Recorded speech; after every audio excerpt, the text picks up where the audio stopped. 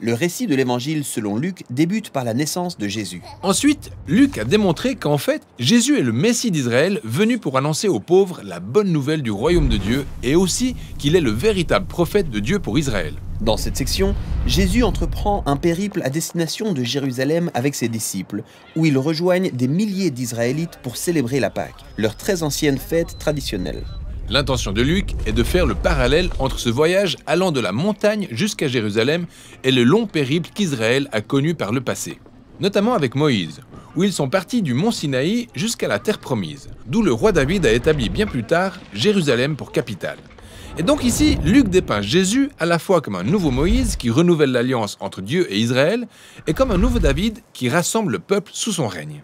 Avant de quitter un lieu, Jésus se faisait précéder par quelques disciples chargés de préparer le nouveau site où il devait séjourner. Il arrivait ensuite et annonçait la bonne nouvelle du royaume de Dieu, en invitant les gens à le suivre et à rejoindre cette nouvelle dynamique que Dieu était en train de créer en Israël.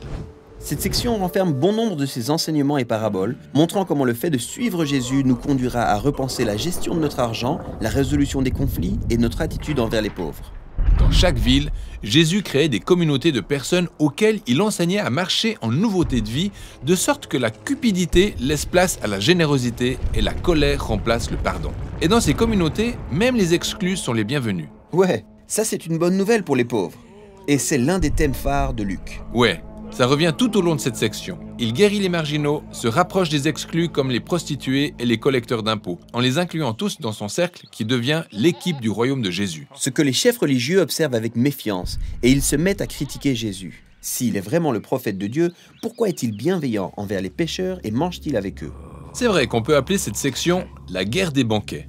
En fait, Jésus initie ces dîners pour démontrer que le royaume de Dieu est accessible aux malades et aux pauvres, des gens qui n'auront jamais la possibilité de lui rendre l'appareil. Jésus participe ensuite au banquet des chefs religieux. Ouais, et il leur reproche leur arrogance, comme s'ils constituaient l'élite réunie au sein d'un club privé. Comme ils ne comprennent pas, il leur raconte une parabole bien connue. Un homme avait 2 fils. L'aîné est digne de confiance et honore son père.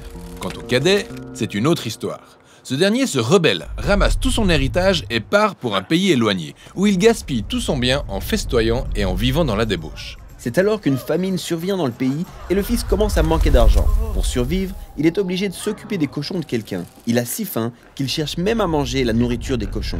Il se dit en lui-même, si ici je suis fermier, autant rentrer chez moi et travailler pour mon père. Au moins, je ne serai pas obligé de manger la nourriture des cochons. Il se met en route pour la maison de son père pour lui demander pardon. De son côté, le père est certain que son fils n'a pas survécu à la famine. Mais un jour, il aperçoit quelqu'un qui marche vers lui. C'est son fils, il n'est pas mort. Alors le père court à sa rencontre, le serre contre lui et l'embrasse. Le fils commence à parler. « Père, je ne mérite plus d'être appelé ton fils. Fais comme si j'étais l'un de tes ouvriers. » Mais avant qu'il eût le temps de finir, le père appelle ses serviteurs et demande qu'on apporte la plus belle tunique, de nouvelles sandales et une superbe bague pour son fils. Il fait préparer les meilleurs plats pour un grand banquet, car l'heure est aux réjouissances. Un peu plus tard, dans la journée, le frère aîné rentre après une dure journée de travail dans les champs et découvre que son insensé de frère, perdu de vue depuis longtemps, est revenu à la maison. Et qu'en plus, ils font la fête. Alors il se met en colère. Et comprenez-le, il a été fidèle à son père pendant toutes ces années et jamais il n'a eu une telle fête en son honneur. Mais ce fils de la honte revient à la maison et est accueilli comme un roi. C'est dégueulasse. Il refuse de se joindre à eux.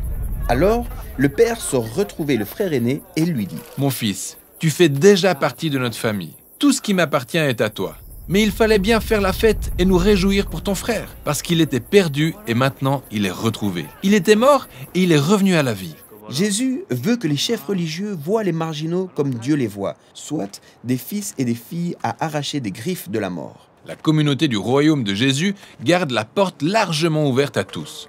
Le seul critère pour y entrer est de s'humilier et reconnaître qu'on a besoin de la miséricorde de Dieu. Et donc, le fait que les chefs religieux rejettent Jésus et sa bande traduit en fait le rejet du Dieu d'Israël. Les chefs religieux n'aiment pas du tout ça. Et alors que le voyage de Jésus touche à sa fin, la tension est à son comble. Ouais, il va monter vers Jérusalem pour célébrer la Pâque pendant qu'il complote pour le tuer. Et c'est tout le sujet de la prochaine section de Luc.